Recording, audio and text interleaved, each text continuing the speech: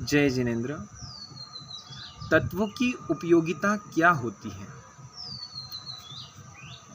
पहले मैं आपको तत्व क्या है, तत्व सिद्धांत है और हमारे 3 तत्व विशेष हैं जो हमें गुरु भगवंतों से मिलते हैं।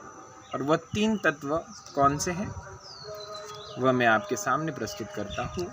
अरिहंतो महदेव जावत जीवम सुसाहुनो गुरुणो जिणपणतम तत्तम ईय समत्तम महेगय्यम। यानी हमारा पहला तत्व है अरिहंत मेरे देव हैं, निग्रंथ साधु गुरु भगवंत ही मेरे गुरु हैं और जिन प्ररूपित तत्वरूप धर्म ही मेरा धर्म है।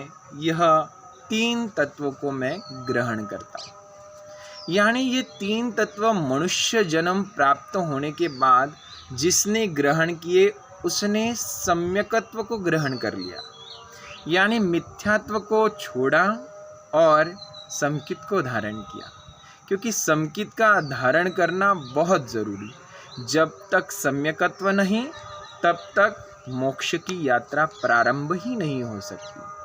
अगर हमें मोक्ष के मार्ग पे चलना है, मोक्ष की राह पर जाना है, हमें अपने जीवन का मर्म क्या है ये समझना है, तो हमें पहले इन तत्वों को गहराई से समझना बहुत ज़रूरी।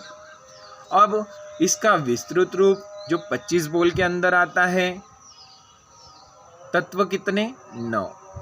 और आज मनुष्य जन्म इतना दुर्लभ है और ये इसलिए दुर्लभ मालूम पड़ रहा है क्योंकि बाहर कोरोना जैसी महामारी का भय और आतंक चल रहा है। अब ये कोरोना क्या है? यह है जीव तत्व। तो जीव, अजीव, पुण्य, पाप, आश्रव, संवर, निर्जरा, बंध और मोक्ष, यह 9 तत्व। पर जीव तत्व का जब हम अच्छी से अध्ययन करते हैं, जानते हैं, परखते हैं, तब हमारे अंदर उन जीवों को जानने के बाद, क्योंकि जीव के भेद है 563 और उनको हम जब गुरु भगवंतों से या आगमों से या थोकड़ों से जानते हैं, तब जाकर हमारे अंदर एक विशेष बुद्धि आती है जिसे कहते हैं यतना। क्योंकि परमात्मा ने कहा है, कहम चरे कहम चिट्ठे कहम मासे कहम सये कहम भुजंतो भासंतो पाव कम्म न बंधई।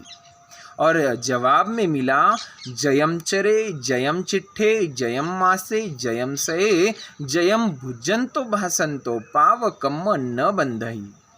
क्योंकि सबसे उपयोगी अगर कोई बात है तो वह हमारा विवेक है, हमारी यतना है।